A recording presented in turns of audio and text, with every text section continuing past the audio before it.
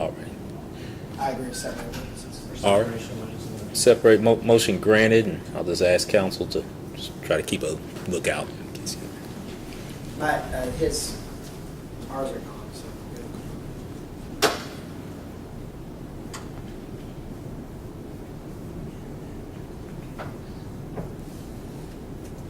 Judge, I told Mr. McLeod there's a reference in the 911 call to Mr. Kendall being in prison. I did my best this morning to kind of use a little magic technology and just kind of act like that like 4 seconds doesn't exist. So. Okay. All rise for the jury.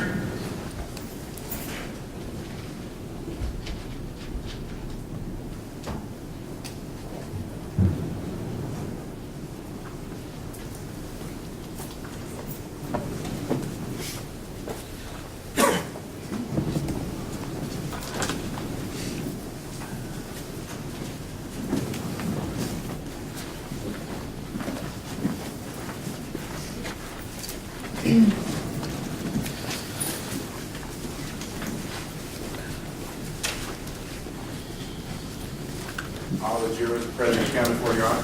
Thank you. Everyone, please be seated. All right, ladies and gentlemen, at this time we will resume. I'll yield the floor once again to Mr. Mudd. Judge, the Commonwealth would call Candida Sandlin to the stand, please.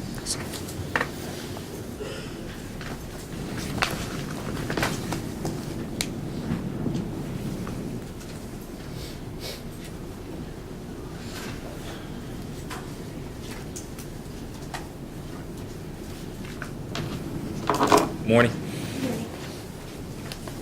I could have you raise your right hand, please. Do you swear or affirm to tell the truth, the whole truth, and nothing but the truth? I swear I do. All right, please be seated.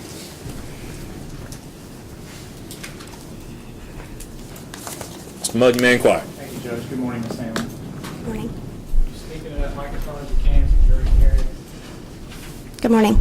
Will you please introduce yourself to the jury? My name is Candida Sandlin. I go by Candy. Live here in Louisville? I do. Where do you work? Kentucky Health Cooperative. I'm a clinical intake coordinator. Review medical records for prior authorizations. Now, I want to go back to February 2013, about a year and a half ago. Where were you living at that time? I was living in apartments in Valley Station. What are those apartments? They're called Green Tree Apartments. Is that here in Jefferson County? Yes. And who did you live with there? I lived with my daughter, my son, and then Timothy. Timothy was is that your now husband? Yes. Is that Tim Stoll? Yes. Did he live with you the whole time, or did he move out for a period of time? He did move out. Okay. Now, we'll get to that in a little bit. Tell me about your kids. You got your kids? Yes. My son is 9. He just turned 9. And my daughter is 13. What are their names? Shelby is my daughter, and my son is Connor. And they go to school here, I guess? Is that fair to Yes. say? Yeah. Have you ever seen the defendant in this case, Mr. Kendall? I have, not prior to the incident, but Well, I want to go back to the first time you ever saw him. Is it fair to say, just get this out of the way, your house was broken into on February 19th last year? yes. Prior to that, when was the first time you saw Mr. Kendall? There was about a week before that, was the first time I ever laid eyes on him, ever. And I came home from work. I park at the end of the parking, so I usually bring work home on the weekends. I worked for a law firm at the time, so I'm a paralegal. I had boxes of paperwork and my laptop bag. And I saw him kind of walking back and forth on the sidewalk. And people walk around there all the time. It's kind of a rough neighborhood in the back of the apartments, so I'm used to seeing people walking, but he was kind of pacing back and forth. First time I ever saw him. Did he approach you?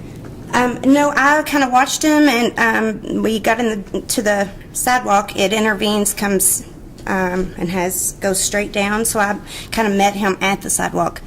And To your apartment at that point? yes, because I was just going to go straight on in, but I kind of stopped, and we kind of met together. Were your kids with you? My kids were. Where Where were they? They were running around. I told them, I was like, just go, you know. And my daughter started unlocking the door and going in, so. And what did the guy look like you saw that day? I noticed that, first thing I noticed is just facial hair. And it was almost like a wiry, like not red, but like a strawberry blondish in his beard, so. Did you and him have a conversation? Yes, I thought maybe he was lost or looking for somebody. That happens a lot in those apartments. People move in and out. And that's when, I don't know if he talked first or if we kind of together, I said, are you looking for somebody? And that's when he asked if I knew boob or boog, boo. And I was like, no, I think you have the wrong, I don't know anybody that lives over there, so. Did you leave at that point? Or? Yeah. Was it a friendly conversation? Or? I wouldn't have really called it friendly. He just seemed like he didn't believe me. Almost like, yeah, okay. And just kept kind of walking around for a few minutes. And I just was like, all right, whatever, you know. And I'm kind of used to different kinds of people walking around, all hours of the night, different kinds of people. So I just figured he was looking for somebody in the neighborhood. Is it fair to say that was one of the safest apartments in the world? No. How long had you lived there at that time? Right at that moment, because I just got out of my 5-year lease, or out of my lease, and at that time, I guess since it's been about a year and a half ago, I had been there about, 2 years? Or, yeah. Because I moved in October. I remember it being a Halloween, the middle of the month in October of, 2 years prior to that, so. Now, you said that's the first time you ever encountered him? First time I've ever laid eyes on him. Did he tell you his name, or did you figure out who he was? No, I didn't at all. At that time, whenever I walked up, I kind of watched him leave, and he got in he had pulled right up front. I park at the very, very end, and I always had. It was just where I could see out my kitchen window, look at my car, and he had parked in the very front and was in and the only reason I knew about what kind of car it was, I used to have a Cougar, and it had the body style like an old Thunderbird. And then he left, and as he left, I kind of was I had to make multiple trips to the car to get boxes of papers, and I watched him leave, and a friend of ours was across the street, and I was like, here, and I was like, who is that? And that's when the first time I ever heard his name. So, Who was that friend? Brian Hall. How long you known Brian? I'm older than Tim and that age group, so I'm about 6 years older than Tim, so I didn't meet him. He was a friend of Tim's, so. What kind of car was Mr. Kendall driving? It was older, like a Thunderbird style car. So at that point, I guess you go inside and go about your mind. Yeah, because it wasn't uncommon for that kind of, people are looking for different people. There's different frequent cars, so I didn't think anything of it at the time. He didn't look very approachable. He wasn't very clean shaven or, Did you ever encounter him again? Yes. The night before the break-in, everything went along as normal. The night before, we were doing dishes, getting ready for bed, everything. I know it was in the evening. And who was living there at that point? My daughter and my son and I. So just That was you it. three at that Yes. point. Tim was not living there at No, that time? no. Go ahead. And we heard a knock on the door, but it wasn't because we used to have a joke, different friends would knock different ways. Shelby's little friend would do dum dum dum, we had different stuff. So it was a big pound, like do do do do. And so I came, it almost sounded like a cop or like a serious, knock. So I went to the door and nobody was there. And I kind of leaned out, and the way my apartments are, I'm facing my neighbor across the hall. It's like a little corridor, and so when I look out, I see my neighbor's door. So I had to look around the corner, and the road is that way, and he was standing with his back up against my living room window, facing the street with his arms down, just standing. And I was like, may I help you? And I thought it was odd. It almost scared me because if you knock, why wouldn't you be ready to greet the person. You know, it didn't take me very long to get to the door.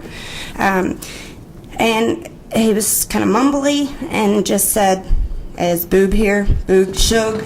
Or, no, Boo, and then Snooky or some Snook.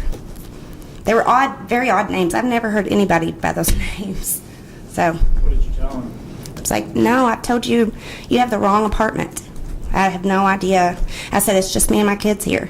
And as soon as I said that, I immediately was like, "Well, that's not a very smart thing to say." But, Did he eventually leave yeah, and hang out? yeah. I just went right back in and he left. Well, right before he left, he was like, "Yeah." And then I said, "I'm sorry." And he said, "Tell him I'll be back, or I'll be back after he gets off work." I don't know. I just kind of looked at him like,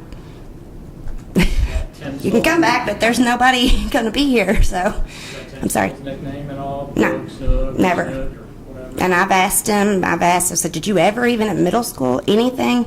No. All right, well, I want to go to the next morning. Tell me what happened.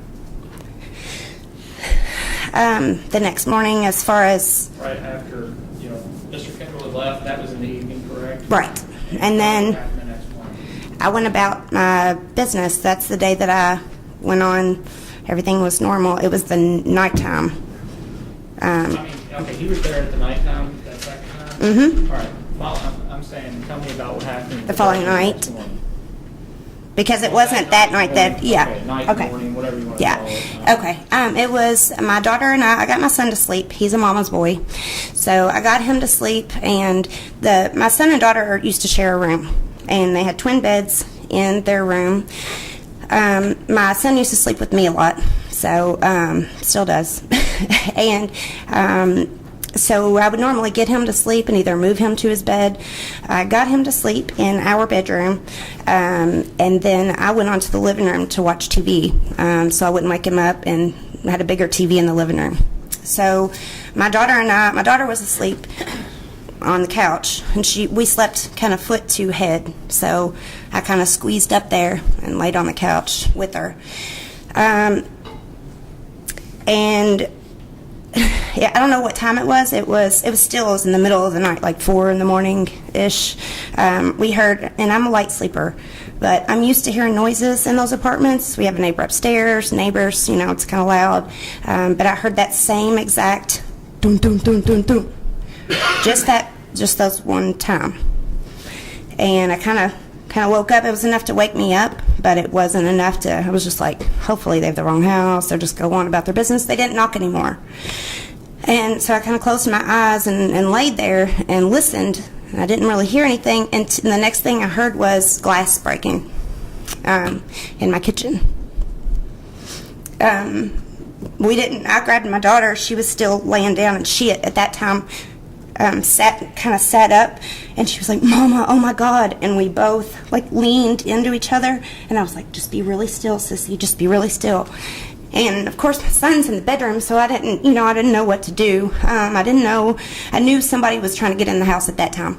I mean, it was obvious. I was in the living room, and the noise came from the kitchen.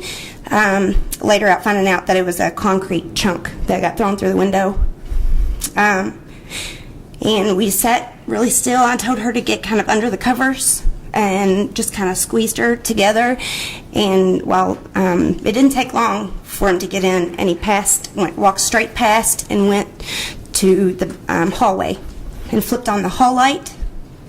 And the way my apartment is shaped, I have a little bitty hallway, and there's a bathroom, bedroom, another bedroom, laundry room door. So it's all in a little...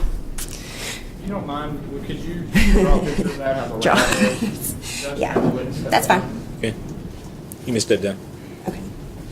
Just to kind of give them an idea of where everything is.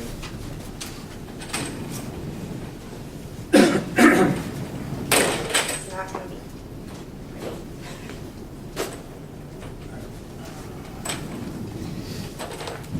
Give you this here, if you could just kind of, to be perfect, but just kind of explain where Sure. everything is, where the bedrooms are, so we all get an idea of, what you're talking about. It's not going to be gorgeous or anything by any means. Do you have a... Need a better marker. It doesn't really matter, as long as they can see that they're square. Little bitty kitchen window. This is a little bitty kitchen window. This is the window that he broke through, so there's a table. This is the window. We have a divider wall that came here. This is a big walk-through to go to my kitchen. When you write kitchen, wherever the kitchen Yeah. is. Kitchen. Okay. Okay. This is where we put our couch. All right. That's where Shelby and I were. Okay. There is my bathroom. And do you get the This is bathroom? kitchen. Is there the kitchen there? Nope. This is, you have to come in and go around. Okay. So, Where's my, the bedrooms? the bedroom, this is going to be the kids' room. All right. This is horrible. It's okay. And, wow, I did not leave any, whatever. My bedroom, Is that where Connor was sleeping? that's, yeah. And I have a laundry room here.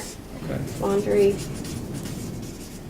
Jeez, my knees. So if you're sitting on the couch Okay, here and you so- look around, can you kind of see? Here's my front door. All right. And here's my neighbor, so my neighbor's front door is right there. So the living room window is right here. All right. My TV would be here, whatever, TV. Okay. Okay, so when coming in the window, climbing over the kitchen table and walking straight, there's a little bit more of a hall here, sorry. Okay, that's all right. There's a hall light right here. It flips on the hall light first. And then this is the bedroom door. There's my little, it's a little corridor. And that's, you said where Connor was in there? Yes, my son was laying in the bed in there, and he sprawls out across the bed. So he turned on the hall light first, and I mean, it was a fast go. Turned on the hall light, turned on the bedroom light, and immediately said, "Oh shit!" And I guess seeing my son laying there, and so after that, bypassed the room, and we can't see him once he goes. And I'm looking at my daughter, and she's like, "Mom," and I didn't know whether to go get my son or to leave him there because he was asleep, or You can have a seat. just let him stay asleep. Sorry, I'm sorry. I'm sorry Okay. about the drawing. I just want to give the jury an idea of what we're talking about space-wise. So you said he goes past and goes into your son's, or he goes into, I guess, son and daughter? Mm-hmm. Yeah, and we could hear some racket in there, but we couldn't see him. So wasn't really sure what he was doing then. And after he left the children's room, he came back in the hall in sight again and went into my bedroom with my son in there. But he only walked straight in and walked back out. My son had been playing a DS before he went to bed, and it was on the nightstand, so he grabbed that. And the noise we heard was he grabbed a pillowcase off my son's bed and put his PlayStation in. My jewelry box was tumped out, so my jewelry was in there, and there was a laptop, a PlayStation, and my son's DS. Judge, can I approach the witness? You may. Judge, you comments exhibits 1 through 8.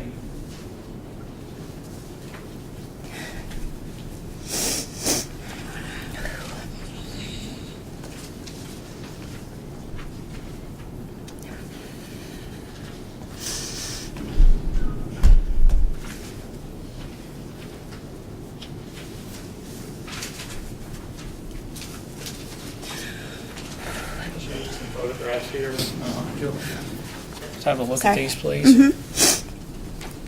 Kind of go through those first. Go from first. Okay.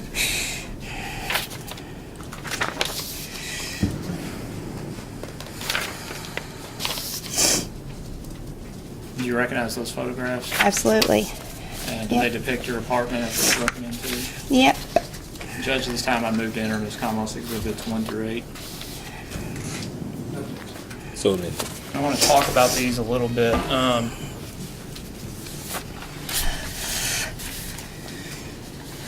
next one here is marked number 7. Is that the window he went through? Yes, and that was after I moved. We had a computer sitting at the kitchen table, so the kids could all do their homework and sit there. And I did move it after, because I took it to my mom's. Okay. Judge, permission to publish this picture to the jury. Permission granted. Sheriff, I have it over there.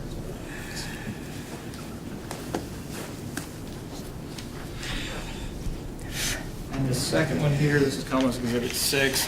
Just kind of give me an idea spatially of what we're looking at there. Judge, can we approach? Man?